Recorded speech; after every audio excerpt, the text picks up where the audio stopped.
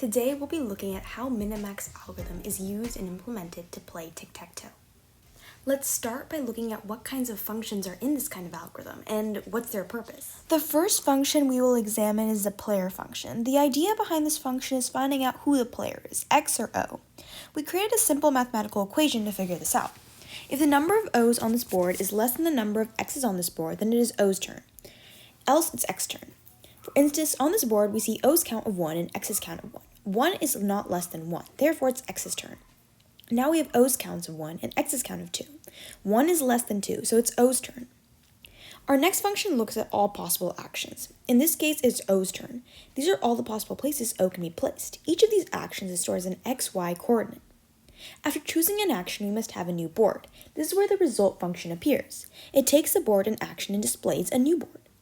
Every time we move, we must check whether or not the game has ended. This is where the terminal or if the game ends function pops in. In the case of Tic Tac Toe, it is easier to create a function that checks if there is a win since there are many possibilities. The win function searches for X's or O's in 3 in a row. Finally, we have the utility function. A board of 3 O's has a score of -1, a board with 3 X's has a score of 1, and a tie or no winner has a score of 0. This calculates the score for each kind of state. Finally, we create a minimax function. This is how the function works. We start with the utility function, or our score, of our current state. Since there is no apparent winner, our utility score is 0 for this board. Keep in mind, X moves are meant to maximize this score to the value of 1, whereas O moves to decrease the score to -1. We begin by running our player function, which returns X. We examine the actions X can take, and we simply choose the first or an arbitrary one. We would run a result function and see our new board. This plausible move does not give the computer enough information that it was the best move. We must see if this will ensure an increase in the utility function. But since it was one whole move, we must see if the game has ended with this move by running the terminal function. Now it is O's turn. And we repeat the following steps, except O is once again trying to minimize the utility function, so whichever move it will choose will have to be the smallest score. But we notice something as we continue to perform these steps. No matter which move O makes, the score only increases to 1 and the game ends. This means X has found its optimal solution and will make this move, ensuring the increase of the score. Now, let's look at the Python code for this Tic Tac Toe Minimax game. The code is available for anyone to examine in the GitHub link below.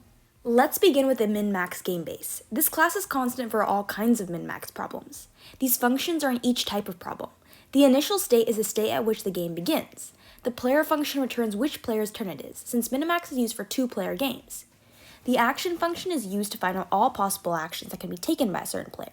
The result function returns a new state after an action is performed. The terminal or is the game over function returns whether or not the game has ended. Finally, the utility function returns a score of a state. Now let's look at our Tic Tac Toe game, which inherits the min-max game base and rewrites the functions. Our initial state is an empty 3x3 numpy array. Our player function, as mentioned earlier, returns whose turn it is if the count of O is less than the count of X. The actions function searches for all empty spots on our board and returns those. The result function creates a new copy of the board and edits it with our new action. The win function is specific to the Tic Tac Toe game, and we simply check if there's any wins in rows, columns, or diagonals. Our terminal or is game over function uses the win function and checks if all spots have been filled, or a tie to be exact, to check if the game is over. Finally, our utility function returns the scores. Our min-max algorithm is also constant for all min-max problems. Since X is our maximizing agent, we calculate the action that would give us the highest utility score, and the O agent is used the minimizing function that calculates the action that would give the smallest utility score. Finally, let's put it all together and create a game for our user to play against the computer. So let's play.